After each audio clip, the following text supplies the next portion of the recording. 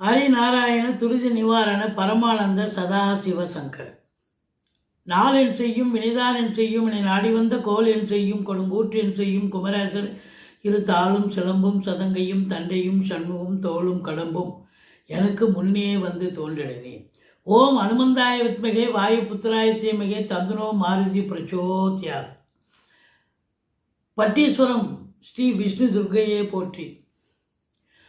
உலகெங்கிலும் வாழ்ந்து கொண்டிருக்கும் ஸ்ரீராம் ஆஸ்ட்ரோ யூடியூப் சேனல் நேயர்களுக்கு டாக்டர் சைதி ராஜாவின் அன்பான வணக்கங்கள். நாம் இப்பொழுது இந்த எபிசோடில் வார ராசி பலன்கள் ஆகஸ்ட் 24 முதல் 30 வரைக்கும், அதாவது ஆவணி தமிழ் தேதி ஆவணி 8 முதல் 15 வரைக்கும் உள்ளடக்கிய நாட்களுக்கு கிரகங்கள் ஒவ்வொரு ராசிக்கும் எப்பேற்பட்ட பலனை வழங்கப் போகிறது என்பதை பார்க்கலாம் வாங்க. இந்த வாரம் முழுவதும் வளர்பிறை நாட்களே. இதுவரைக்கும் எங்கள் சேனலை பார்த்து கொண்டிருக்கும் அன்பர்கள், சப்ஸ்கிரைப் செய்யாதவர்கள் சப்ஸ்கிரைப் செய்து கொள்ளும்படி கேட்டுக்கொள்கிறோம். ரைட் சைடில் சப்ஸ்கிரைப் இருக்கும், பெல் பட்டன் இருக்கும், ரெண்டுத்தையும் ப்ரெஸ் பண்ணிங்கன்னா அடுத்த நொடியே எங்களுடைய வீடியோ உங்களை நோக்கி வர துவங்கிவிடும். வாங்க ஒவ்வொரு ராசியாக பார்க்கலாம். உங்களுடைய பேராதரவுக்கு என்றென்றும் நன்றியுடன் இருக்கிறோம். கும்பராசி அன்பர்களுக்கு வணக்கம். கும்பராசி காலபுருஷனுக்கு 11வது ராசி. சனி பகவான் ஆட்சி பெறும் வீடு. இப்பொழுது சனி பகவான் 2ஆம் இடத்துல மீனத்தில் இருக்கார். இருந்தாலும் ராசியில் இருப்பதாக ஐதீகம். ஏன்னா வக்ரகதியில் இருக்கார். அவர் 2ல் இருந்தாலும் 7 தான். ராசியில் வந்தால் ஜென்மச்சனி, அது வேறு 2ஆம் இடம் பாதச்சனின்னு சொல்லக்கூடிய நிலை.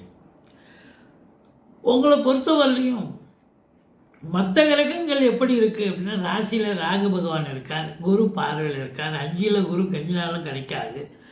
7க்குடைய சூரியன் 7ல் ஆட்சி பீடம் இருக்கிறார். 10ஆம் இடத்து அதிபதி என்று சொல்லக்கூடிய செவ்வாய் 8ஆம் இடத்தில் இருக்கார். சனி பார்வையில் இருக்கார். அது ஒன்றா ஒரு மைனஸ் அப்படின்னு சொல்லலாம். மற்றபடி இதில் என்னென்ன நட்சத்திரங்கள் இருக்குது அப்படின்னா, அவிட்டம் 3-4 பாதங்கள், சதயம், பூரட்டாதி 1, 2, 3 பாதங்கள் உள்ளடக்கிய இந்த ராசி அன்பர்களுக்கு இந்த வாரம் எப்படி இருக்க போகுது அப்படின்னா, முதல்ல ராசிநாதன் எப்படி இருக்கார், எங்கே இருக்கார், அதான் நம்ம 2ஆம் இடத்துல இருக்கார், வக்ரமாக இருக்கார்னு சொல்லுவோம். எப்பவுமே ராசிநாதன் வக்ரம் பெறுவது சிறப்பல்ல. பிரச்சனைகளை தரும், இடர்பாடுகளை தரும், இன்னல்களை தரும் அப்படின்னு சொல்லுவோம். சரி, 10ஆம் இடம் எப்படிங்க இருக்குது, தொழில் ஸ்தானம், உத்தியோகஸ்தானம் எப்படி இருக்குது அப்படின்னு பார்த்தீங்கன்னா, 10ஆம் இடத்து அதிபதி உங்களுக்கு 8ஆம் இடத்தில் இருக்கிறார். அது மைனஸு தான். இருந்தாலும் 9ஆம் இடத்தை குரு பார்க்கிறார், 11ஆம் இடத்தை குரு பார்க்கிறார்.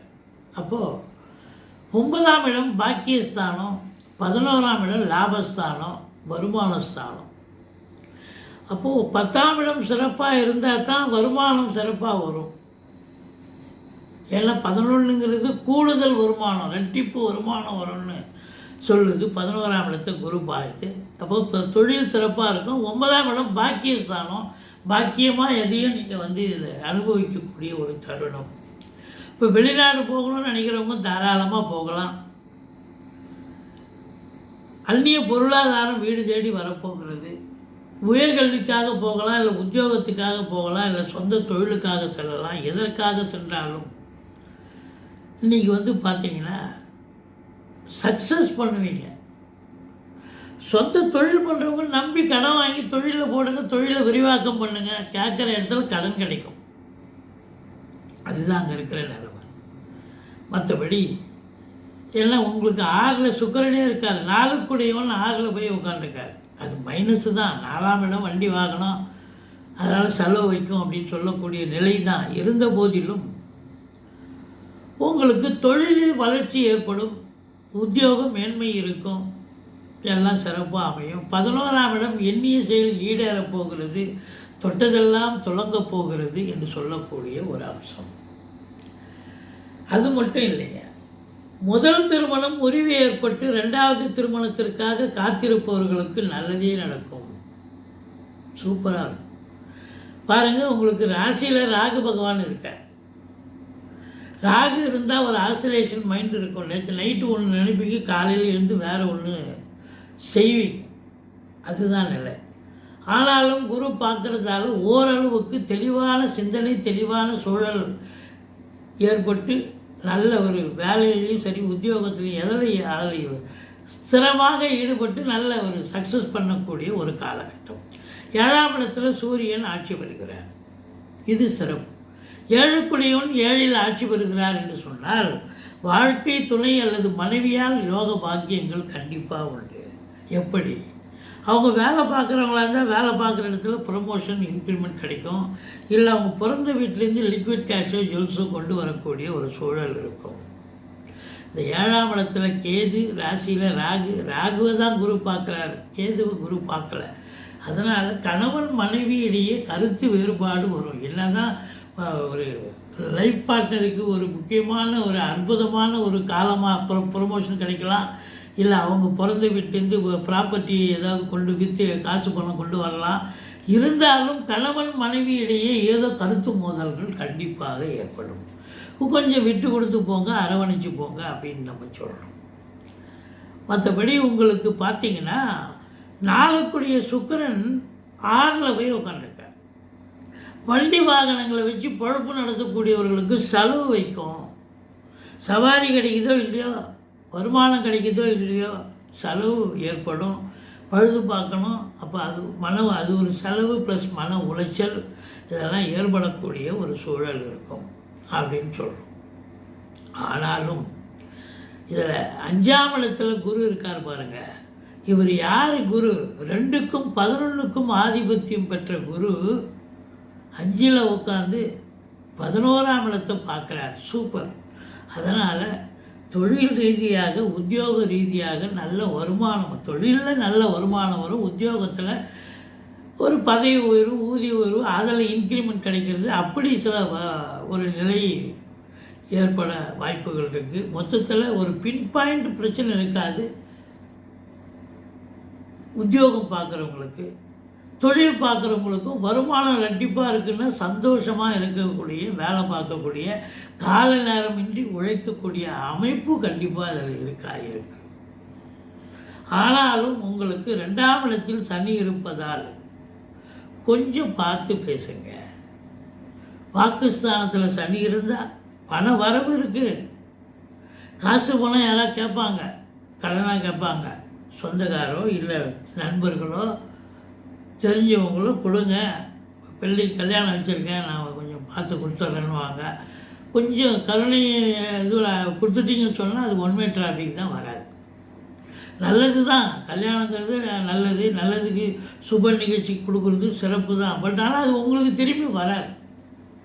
அதனால் அடுத்தவங்களுக்கு கொடுத்து உதவுறது, அது சின்ன அமௌண்ட்டு 5, 10, 1000, 500 கொடுத்துடலாம். பெரிய லட்சக்கணக்கில் ஒருத்தருக்கு கேட்குறாங்க, கொடுக்குறாங்கன்னா அது வருமா? ஏன்னா 2 சனி வக்ரமாக வேற இல்லை இருக்கார், கஷ்டம்.